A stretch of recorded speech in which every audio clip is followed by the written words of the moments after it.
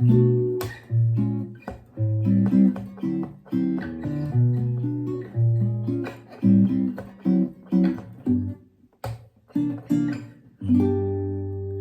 good morning, everyone. Actually, it's still nighttime here. I just got home a little while ago from church, and I played at 2 different campuses for our church. It was a fun day. It really was. It's just a wonderful time playing with other musicians and listening to beautiful singers and just enjoying the service. It was a great day today, but I'm tired. So I'm just going to do a short lesson today. But before I do, I was wondering if you are familiar with this product called Boveda. And actually what it is it's a two-way humidity control. It's a little packet. What you do is you stick it inside this sleeve and it just slides in like so. And if I can get it in there, there we go. And then it just Velcros onto your guitar strings. It's real simple, just a Velcro piece. It'll go inside here, and then it would just Velcro on. And, you know, you can maintain the humidity. Not just maintain the humidity, but keep it from getting too moist as well. It maintains it at, I think, 49%. And it's very simple, basically. There's no activation or anything. You just stick this in there. I'm not sure how long it lasts, and I don't know how much it costs, but I see here that it's made in the United States. And it does say there's no activation needed and not to eat it. So whatever you do, don't eat this thing. And do not cut it or tear it or any of those things. So yeah, and there's a little scan on here so you can buy some more, but it's called the two-way humidity control. It means that it keeps it at 49% with no mess and no worries. I think that's really, really cool. And someone had asked me about how do you keep your guitars humidified, you know, and so they wanted to know if there was any kind of a product that maintained it, and evidently there is. I actually found out about this when I bought my Fender just recently. It was shipped with this wrapped onto the strings to maintain the humidity while it was in travel. And I think that was really, really good that they did that. It's nice to see when somebody ships something that they care enough to keep the guitar from drying out. I just thought I'd show that to you. Are you familiar with Boveda, this humidification system? If you are, do you use it? Is it expensive? I don't know what it costs. Let me know what you think. All right. So let's get into this little lesson that we have here. And basically, it's just going to be just actually 4 chords, okay? The first one is a D. Of course, you know you can make a D here and a D here. Okay, this D here we're familiar with. This D here, where you take your middle finger, slide it up to the 3rd string, 7th fret, and your ring finger is on the 2nd string, 7th fret, and your pointer finger is on the 5th fret, and that's the 1st string. And your thumb will actually pluck string 4, and then these 3 fingers, 3, 2, 1.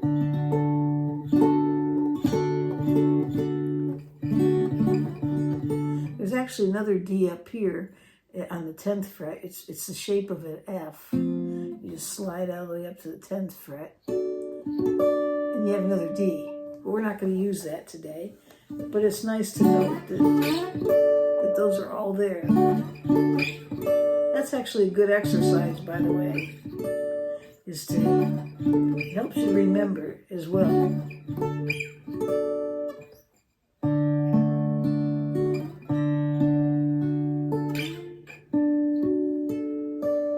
Okay, so there's 3 Ds, but we're just going to we're going to come out of 3D and we're going to go to 1D.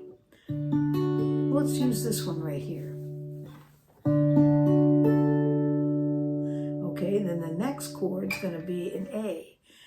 if you can bar it, that's awesome. Okay, so we could make it up here. Could do an A here. And you could play the D here too. It's going to sound like that when we get through. But I think it's been...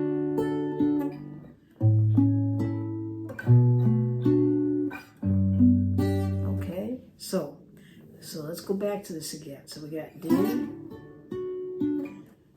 This A, to bar it, you just put the bar and then you make like the E shape with it.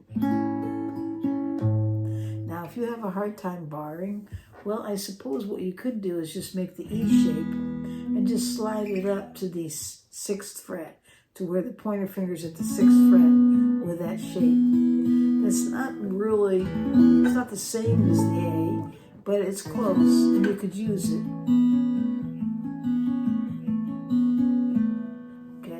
So that's going to be the next chord, be the A shape, or this, or this. Okay?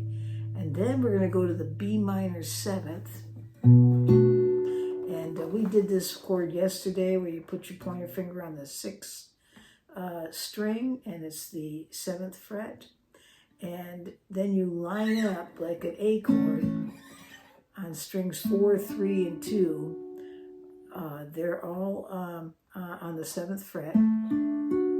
So now you're not playing the 2nd string at all, just string 6, 4, 3, 2.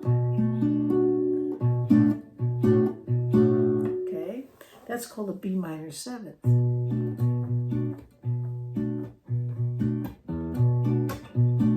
Okay, so there's that. So we have A.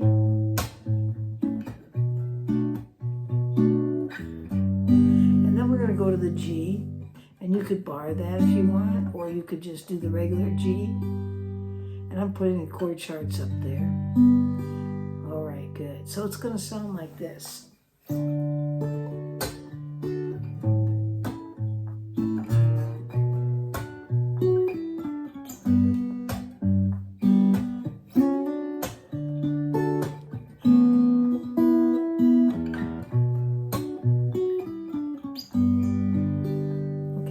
Go a little further into that. So basically what to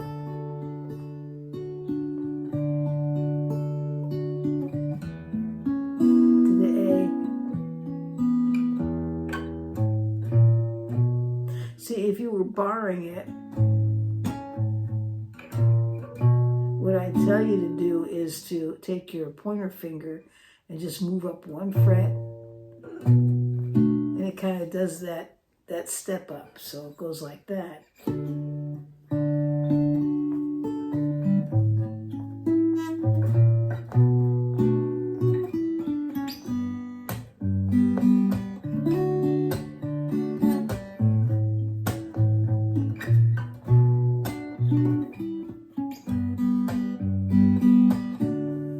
Okay, all right, so that's really it right there. But it's a good way to exercise these picking fingers. You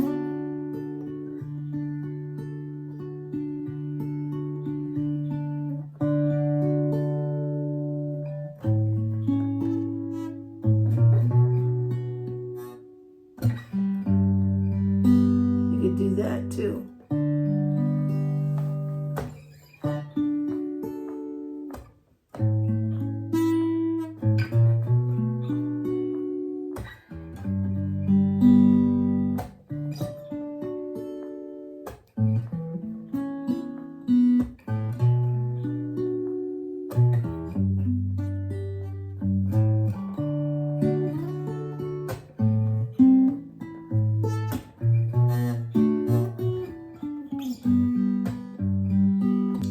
Notice that when I come off of that, it's B minor 7th, take your pinky, your first finger on the 2nd string, 5th fret, 3rd string, 7th fret with the ring finger, middle finger on the 6th fret, 3rd string, and then go to the G.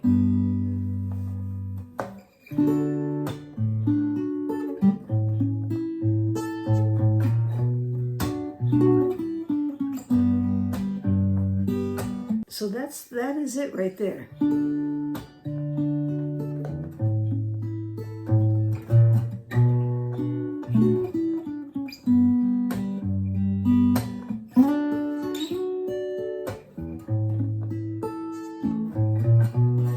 you don't have to slide up. I just threw that in there, but if you're comfortable with it, try it.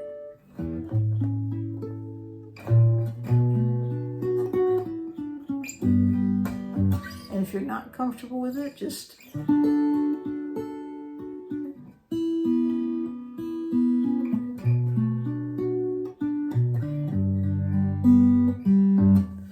practice those chords. Okay, so we're going to leave that right there. It'll give you something to play around with, and hopefully I didn't confuse you. But that's what I wanted to share, something real fast, and I'm going to go to sleep. I am so tired. I'm beat. I even drank coffee, but it didn't do anything. I think it's just time to go to sleep. And so when you get this, it'll be morning. So good morning to you. And don't forget to subscribe if you haven't subscribed. And I hope you have a great day or night wherever you are in this world.